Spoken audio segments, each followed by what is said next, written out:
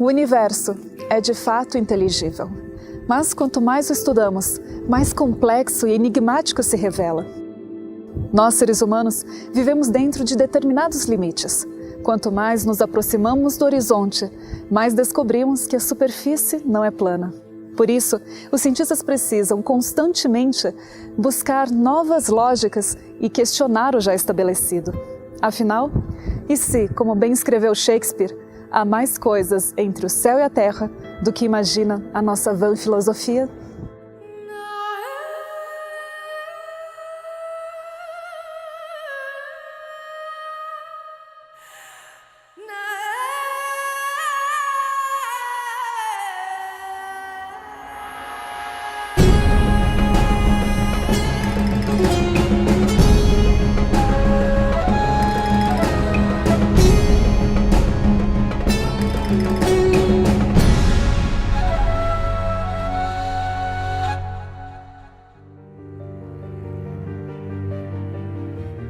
A ciência faz um trabalho excelente em descobrir e explicar fenômenos naturais. Sem se darem por satisfeitos com a mera descrição, os cientistas se esforçam por compreender a estrutura subjacente, as leis fundamentais da natureza que determinam esses fenômenos. Nas últimas décadas, inúmeros esforços e recursos têm sido investidos para encontrar uma teoria final da física. Essas tentativas se conhecem como teoria da grande unificação ou teoria de tudo e incluem propostas como a gravidade quântica de laços, a teoria de cordas e a teoria M. A busca de uma teoria unificada é tão profunda que muitos de seus investigadores acabam utilizando a linguagem teológica em sua descrição. Alguns a chamam de a busca do santo graal da ciência. No final do século XIX, os físicos fizeram uma reunião na Europa para fechar o grande livro da física. Tudo havia sido resolvido, explicado, quantificado, medido e tudo. Faltavam 2 problemas só.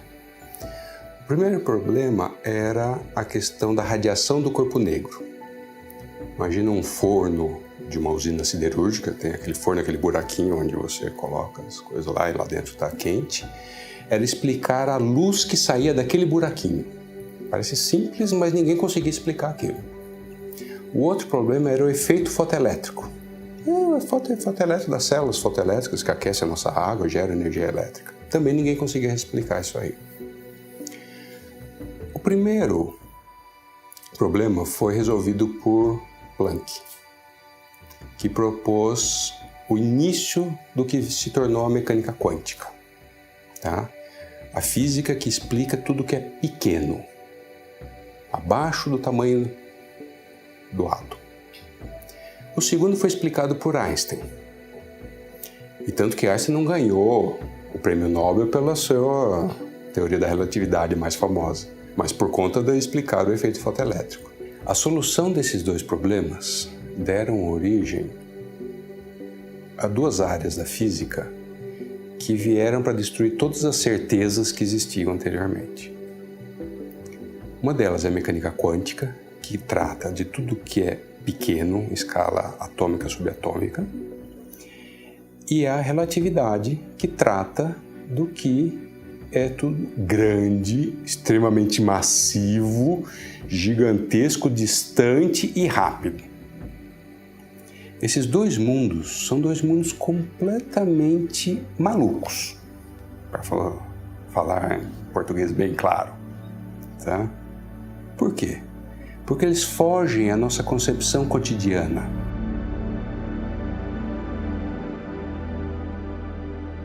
Existe no universo 4 forças subjacentes a tudo. A gravidade, descrita pela teoria da relatividade de Einstein. A força nuclear forte, que mantém o núcleo do átomo unido. A força nuclear fraca, responsável pela desintegração radioativa. E o eletromagnetismo, que, entre outras coisas, é responsável pela atração entre os átomos. O sonho de Einstein era unir todas essas forças em uma única teoria que poderia explicar o universo em todos os níveis. Porém, embora tenha dedicado os últimos 20 anos de sua vida a esse projeto, não conseguiu decifrar essa equação. E durante décadas, todas as iniciativas de colocar a força da gravidade na mesma teoria que a mecânica quântica foram frustradas. Parecia que essas duas partes da matemática simplesmente não conseguiriam se conciliar.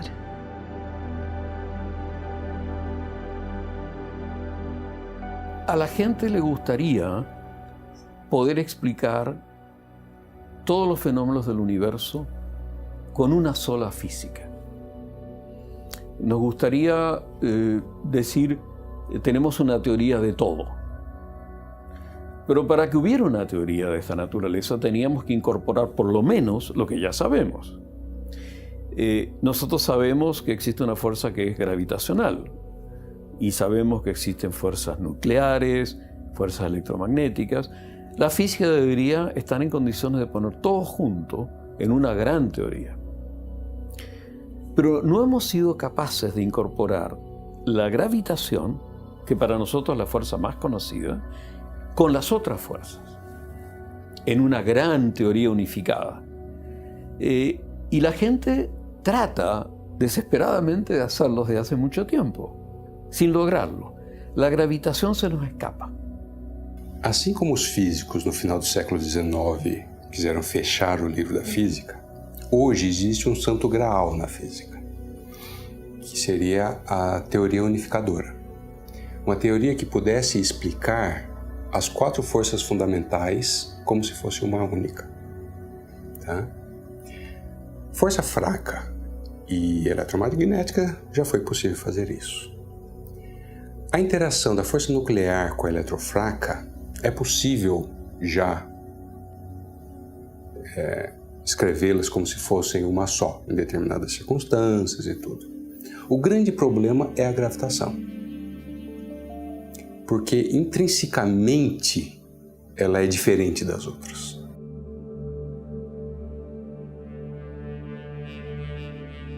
Apesar dos grandes avanços que têm sido alcançados na compreensão do universo, ainda existem alguns aspectos do cosmos que não serão completamente compreendidos até ser encontrada uma única teoria. E em nenhum lugar isso parece ser mais evidente do que nas profundezas de um buraco negro. Se tentarmos descobrir o que ocorre no seu interior, onde uma estrela é reduzida a um ponto minúsculo, usamos a relatividade porque a estrela é incrivelmente pesada? Ou a mecânica quântica por ser incrivelmente pequena? Uma vez que o centro do buraco negro é tão pequeno quanto pesado, necessitamos usar as duas teorias ao mesmo tempo. E quando tentamos juntar essas teorias, simplesmente não há sentido. One of the big problems that we have in physics right now is that we have 2 very successful theories. We have general relativity, which describes how gravity behaves and gives us a very accurate picture of gravity and black holes and things like that. And then we also have quantum theory. And quantum theory describes very small things like atoms and particles.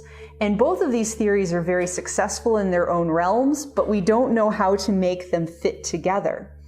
And so quantum gravity is an attempt to do that. So people today are working very hard to try to figure out what would a quantum theory of gravity look like? How do you bridge the gap between the world of the very small and the theories that describe gravity very well? And so one of the properties of quantum theory, its main defining feature, is that quantities that on big scales can have any value have only certain discrete values in quantum mechanics. That's the whole nature of quantum, is that you can be here or you can be here, but you can't be in the middle. The most famous example is the atom. If you look at the electrons that orbit an atom, those electrons can only have specific energies. They can be at one energy level or another, but they can't have energies in between. That's the quantum nature of quantum mechanics.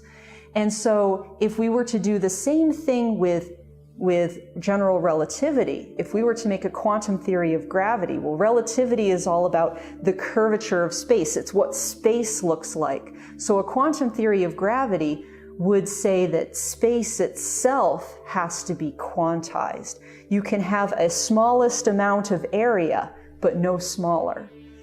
And you can have a smallest length, but no smaller. And how would you put all of that together to make the space that we observe?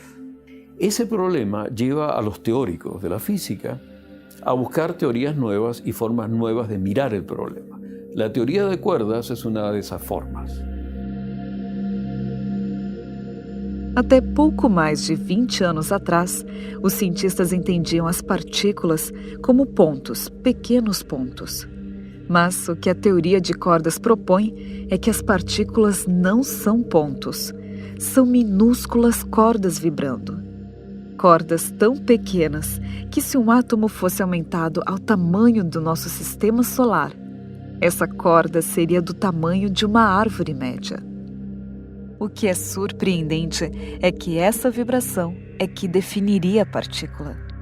Se vibra de determinada maneira, seria um tipo de partícula. Se vibra de outra, outro tipo. E isso poderia ser a chave para resolver a distância entre o universo uniforme e previsível da relatividade e o espaço instável e caótico do mundo subatômico. Se você pegar uma corda, você pode vibrar a corda com esse movimento. A gente chama isso de primeiro modo vibracional. Você pode vibrar a corda assim, é uma brincadeira de criança. Você pode vibrar uma corda assim. Você tem um segundo modo vibracional. E você pode progredir em diversos modos de vibração. Isso é bem descrito na física clássica, esses modos de vibração de uma corda. O que esses cientistas, esses físicos que formularam a teoria das cordas propuseram é que essas pequenas partículas elas são descritas por essas entidades cordas e cada partícula é diferenciada por um modo diferente de vibração dessa corda.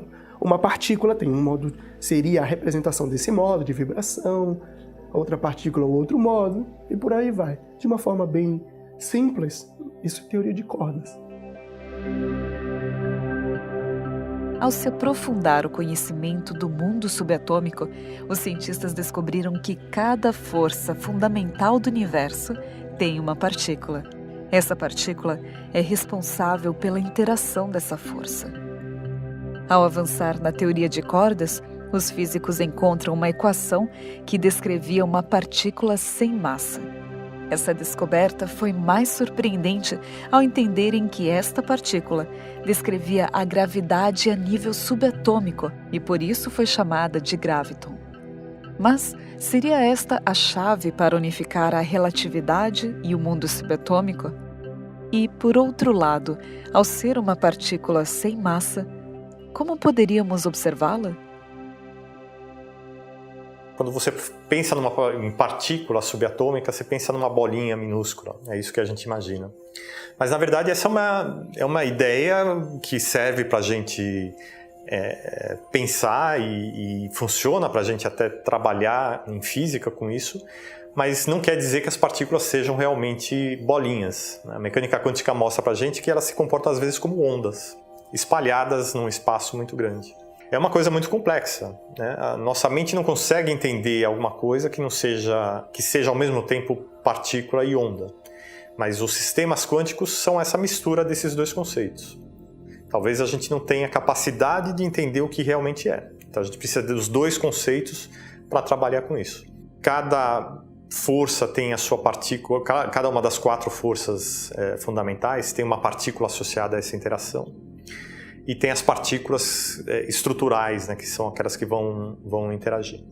Além disso, a gente supõe que exista o graviton, que é a partícula que é responsável pela interação gravitacional. Essa ainda não foi observada, mas ela deve estar associada a essas ondas gravitacionais. Então, com a detecção de ondas gravitacionais, agora confirmada, a busca pelo graviton certamente vai se intensificar. Existe um aspecto intrigante na teoria de cordas. Até agora conhecemos apenas 4 dimensões, 3 delas são espaciais: altura, profundidade e largura. A quarta é a dimensão temporal. Para que a teoria de cordas possa funcionar, seus cálculos demandam dimensões extras totalmente desconhecidas, matematicamente prováveis.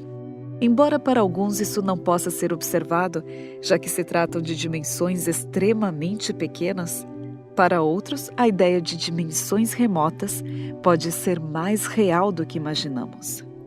O certo é que o universo poderia ser mais complexo do que havíamos pressuposto. Nosotros vivimos en un mundo en 3 dimensiones. Nos damos cuenta que tiene 3 dimensiones porque tenemos 2 ojos, nos permite eso medir la distancia y vivimos en 3 dimensiones. No tenemos más dimensiones, aparentemente. Pero hay que darse cuenta cuando nos hace la pregunta que nosotros somos seres muy pequeños comparados con el universo, pero muy grandes comparados con los átomos. Es posible que existan otras dimensiones, pero esas dimensiones podrían ser muy pequeñas, a escalas muy pequeñas, y no las veríamos. La teoría de cuerdas, por ejemplo, es una teoría que postula la existencia de más dimensiones, pero son dimensiones muy pequeñas, a la cual nosotros no tenemos acceso porque somos muy grandes. Eso no significa que no las podamos descubrir. De alguna manera hemos descubierto cosas muy chiquitas, ¿no es cierto? Hemos visto los electrones, sabemos que existen partículas mucho más pequeñas, los quarks, que forman a su vez partículas que llamamos partículas fundamentales, como los protones, los neutrones, y hemos logrado entender eso, pese a que son muy chiquititas comparadas con nosotros y no podemos verlas directamente. Es posible que existan otras dimensiones. Você pensar que a corda é uma extensão e essa extensão, se você tem uma corda, você pode ter uma superfície dessa corda. Então só o fato de ter uma superfície da corda já implica em pensamentos a respeito de outras dimensões. Então a teoria de cordas abre, sim, para muitas outras dimensões, além daquelas 3 dimensões espaciais e uma temporal que nós estamos acostumados. Esse é um dos inconvenientes da teoria de cordas, né? Ela funciona se você supõe que o universo tem aí 10 dimensões, antigamente eles supunham mais dimensões. Então as outras 6 dimensões podem ser explicadas através desse conceito de dimensões compactas.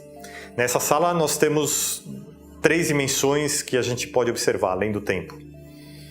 Porque o fóton, por exemplo, está viajando aqui dentro dessa sala, colide com as paredes e vem para os nossos olhos e a gente observa esse fóton, essa luz.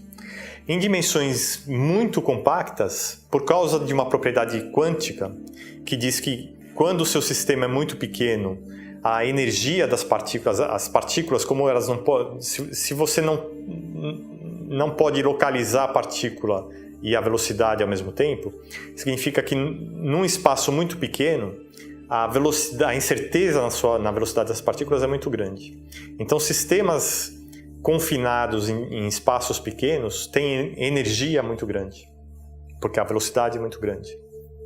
Quando essa dimensão é muito reduzida, essa energia vai ser infinita. Então, não tem energia no universo suficiente para excitar esses estados dessas dimensões muito compactas. E elas são invisíveis para as observações físicas por causa disso. Não tem energia suficiente para você observar uma coisa dessas. Porém, como testar realmente essa teoria se essas pequenas cordas não podem ser observadas? Em física, a gente simplifica muitos cálculos jogando fora aquilo que é muito pequeno. Nunca aquilo que é muito grande. E quando a gente tem que jogar algum infinito fora, é sempre uma coisa preocupante. Uma das vantagens da teoria de cordas é que esses infinitos desaparecem. Então, é um aspecto que muita gente gosta, acho que todos os físicos gostam na teoria de cordas, é isso. Mas ela precisa provar. A teoria de cordas ela consegue juntar numa formulação só, vários campos diferentes da física. Mas até agora não apareceu nenhuma indicação, alguma coisa que é prevista por essa teoria e nenhuma outra das teorias que possa ser observada em laboratório. É uma formulação matemática muito engenhosa, muito bonita, mas para se tornar uma teoria física falta alguma comprovação experimental. A física é isso, né? A junção de formulações matemáticas, por vezes muito complexas, mas com observação de fenômenos que são previstos pela teoria. Se uma teoria não consegue prever coisas novas, ela não tem muita utilidade na física. Esse é o desafio da teoria de cordas atualmente. Quando uma teoria ela tem essa harmonia de conceitos e essa elegância de demonstrações, a gente fica com essa sensação de que ela tem que ser útil, porque para explicar a natureza. Porque tem sido assim. A gente tem descoberto que as teorias que descrevem a natureza, elas são bonitas matematicamente e conceitualmente. E essa teoria de supercordas, ela é bonita e elegante do ponto de vista matemático. Então, muita gente acredita que a natureza é assim. Mas, de novo, não é uma afirmação científica, é uma questão de gosto pessoal, né? Ahora, es una teoría muy compleja matemáticamente que tiene por ahora muy poco asidero en las observaciones. Hay muchos que dicen que es un mal camino. Otros dicen, no, tenemos que caminar para poder mirar el paisaje, si no, no vamos a verlo nunca. Eso lo hace muy interesante. Y la gente está tratando, a través de la teoría de cuerdas hoy en día, de hacer lo que las teorías un poquito más antiguas, como la teoría cuántica de campo, no es capaz de hacer. Es un terreno muy especulativo, en el cual algunos de los mejores cerebros que tenemos en física están terriblemente interesados. Y hay una generación de gente muy joven estudiando esto, que seguramente en pocos años van a descubrir cosas muy interesantes. Mas a minha pergunta pessoal que eu faço é o seguinte: será que nós não corremos o mesmo risco de uma nova disrupção, como aconteceu naquela reunião dos físicos no final do século XIX? Quando eles achavam que tinham apenas dois únicos problemas para se resolver, e a solução desses dois problemas descortinou uma física completamente nova? Né? Que mostrou que não que a física anterior estava errada, mas que ela não se aplicava a determinadas circunstâncias. A relatividade e a mecânica quântica não dizem que a mecânica de Newton está errada. Elas apenas delimitam aonde a mecânica de Newton é aplicável. Até tal massa, até tal velocidade, até tal tamanho, até tal energia, que é a física que nós conhecemos. Aumentou a energia, a velocidade, você vai para a relatividade. Então, certamente tem mais coisas para a gente descobrir. Quanto falta é muito difícil de dizer, porque a gente não sabe quanto falta ser descoberto. Muitas vezes na física aconteceu de as pessoas acharem que tudo estava explicado, e aí acontece alguma coisa e vem uma revolução científica e se mostra que precisa se reconstruir tudo novamente. Então a gente não sabe nunca quanto falta para ser descoberto. Lo maravilloso da ciência es que nunca va a dejar de maravillarnos con cosas nuevas. Mas, de novo, se você propõe uma saída que não tem como você testar se ela é verdadeira ou não, fica complicado você acreditar. É uma questão de fé, não é mais uma questão de ciência. Nosotros no podemos mirar más allá de nuestro universo, por definición. Pero eso no significa que no existan otras cosas. La pregunta es, ¿cómo incorporarlo a la ciencia si no podemos verlo? Y eso es una pregunta muy complicada que tiene connotaciones filosóficas. Sin embargo, la ciencia está atacando el problema, porque para explicar lo que vemos, a veces es necesario postular cosas que no vemos. Mesmo que continuemos encaixando as peças do enigma da natureza, precisamos nos lembrar que estamos trabalhando em apenas um cantinho do universo e que a esperança de encontrar a última peça poderia estar além do nosso alcance. Por maior que possa ser o conhecimento dos cientistas, ao enfrentarmos um majestoso e vasto universo, Parece que ele nos revela, ainda que sem querermos, nossas limitações e nossa incapacidade de compreender aquilo que é infinito. Talvez nunca seremos capazes de definir e conhecer totalmente o ilimitado universo. E explicações sobre sua origem podem permanecer aqui como teorias, carentes de comprovação absoluta. Porém, podemos ir mais além do conhecido em busca da verdade, desafiando constantemente as nossas fronteiras e limites, para tentar nos deparar verdadeiramente com a grandiosidade, aquilo que se revela mais do que aos nossos olhos e aos nossos sentidos, o sublime.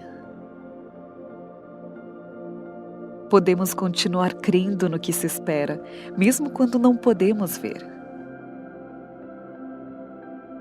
Podemos continuar observando aquilo que é imperceptível aos olhos e crer firmemente que está ali, mesmo que só possamos perceber por um espelho o seu sutil reflexo, tentando evitar as interferências da atmosfera terrestre e aguardando o dia em que poderemos ver todo o esplendor do universo, face a face. Isso implica crer que ainda existe muito mais. Existem lugares e aspectos do cosmos que ainda não foram explorados. Desde as grandiosas estrelas e suas imensuráveis distâncias, as imponentes supernovas e as fascinantes nebulosas com suas expressões inigualáveis de cores, até a obscuridade insondável que se evapora ao quente esplendor da luz solar. O universo, desde a mais descomunal galáxia até o mais diminuto quark, desde a constância e equilíbrio do macrocosmo até as probabilidades caóticas do mundo subatômico, parece testemunhar que o nosso pequeno planeta é apenas o início de algo muito mais, muito maior, muito mais profundo. Algo que talvez possamos chegar a compreender algum dia, quando tivermos todas as peças. Mas, até então, continuaremos fazendo perguntas, descobrindo novos aspectos de um universo sofisticado, elegante, surpreendente. E ao encontrarmos as respostas, continuaremos nos surpreendendo, ao contemplar vividamente aspectos que revelam uma tal perfeição que desperta somente admiração e respeito.